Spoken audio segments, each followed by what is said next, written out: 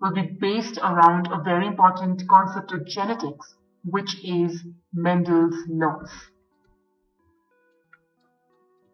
So we're going to cover his laws in this particular video. Now, Mendel was a 19th century monk who demonstrated that the inheritance of traits, so that is what he found, that the inheritance of traits, what we call genes today, that inheritance follows particular laws. So it's not all random, but within the boundary of a few laws. The first law that he gave was known as the law of segregation. Now, according to this law, for each hereditary characteristic, there is control by two alleles. So each hereditary characteristic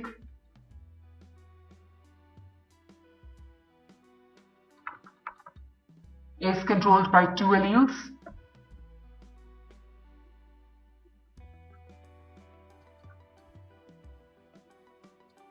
and these alleles segregate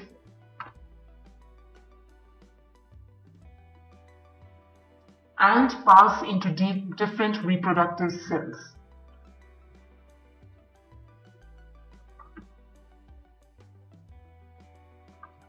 So that was his law.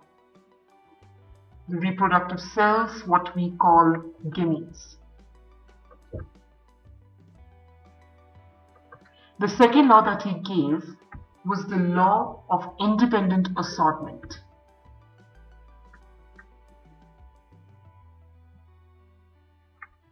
And there are a few exceptions as well, but we will be studying later what these exceptions are. So basically this law says that the separation of alleles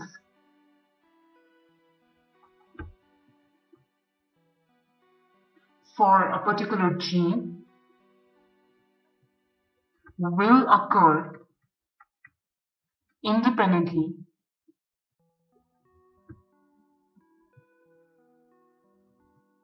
of the separation of alleles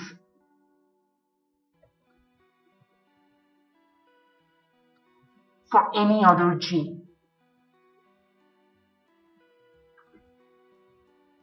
So that is what the law of independent assortment says, that the separation of alleles for one gene is independent of separation of alleles for the other gene. Now coming to more information about the law of independent assortment. According to this law of independent assortment, different allele combinations should be equally possible. So that is one effect of that. So different allele combinations should be equally possible. And secondly, this law, it holds only for genes that are present on different chromosomes.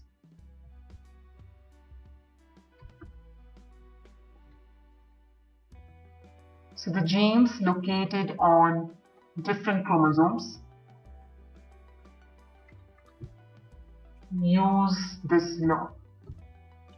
Because in some other cases, there are cases where the law of independent assortment does not apply, and those specific genes are known as linked genes, to which the law of independent assortment does not apply. So you need to remember this, and it's also connected with meiosis, so we are going to discover how the law of independent assortment is related to meiosis. So the law of independent assortment relates to the random orientation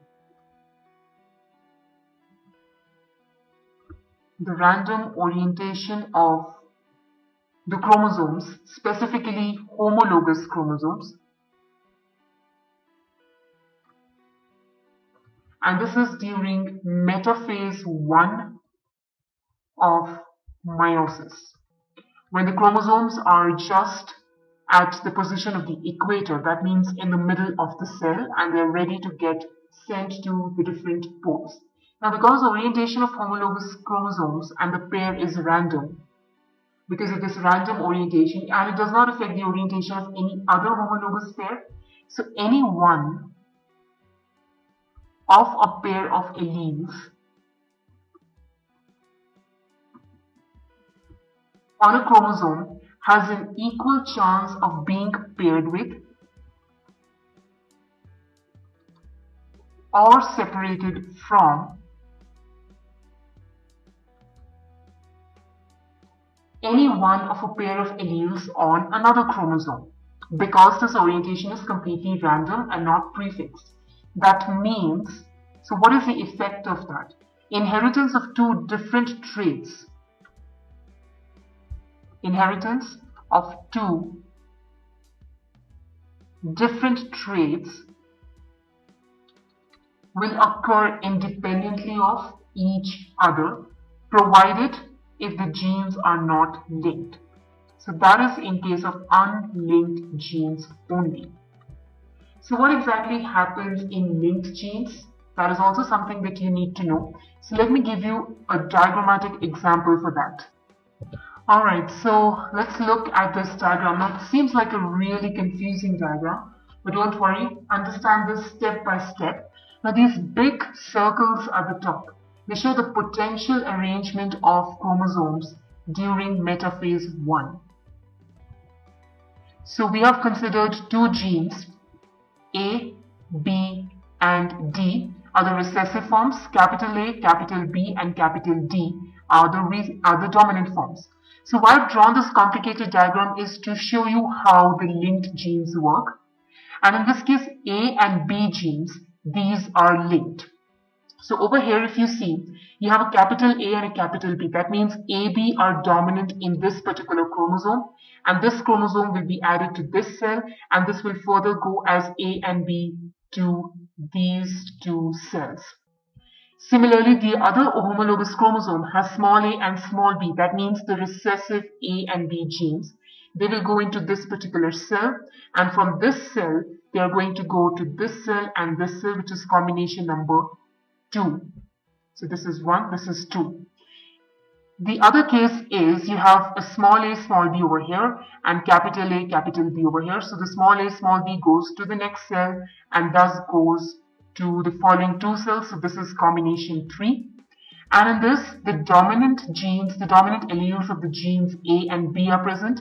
So they get carried to the next cell and thus to the next daughter cells as well. Now one thing you will see, if the cell has a small a, that means a recessive allele of gene A, it will also have a recessive form of gene B. And if it has a dominant form of gene A, it will have a dominant form of gene B. So A and B genes are said to be linked, but D is not linked. For example, over here in this case, you had the dominant alleles in this chromosome, but the recessive alleles in this case. The recessive alleles in A and B, but dominant alleles in case of gene D. So as a result, the combination 1 gives you A dominant, B dominant, and D recessive. And similarly, the second combination will give you A recessive, B recessive, D dominant. Similarly, the third combination will give you A recessive, B recessive, and D also recessive. The fourth combination will give you A dominant, B dominant, and D dominant. So I think now you'll be able to observe how the carrying on is taking place. So A and B, they always get passed together. Either both are dominant or both are recessive, but D does not matter. So that is why A and B are linked. B and D are unlinked. A and D are also unlinked. So I hope it was clear from this example how the linkage thing works. Some genes, the ones that are on the same chromosome, they are usually linked to each other. And the groups that are linked together, the group of genes that are linked together is known as a linkage group. So what exactly is a linkage group? It is a group of genes whose locations or loci are on the same chromosome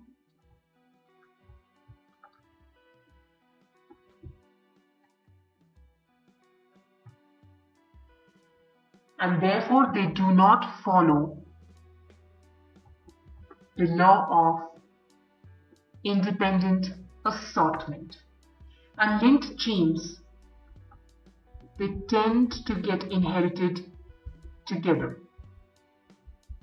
Because they are linked to each other, that's why they will be inherited together.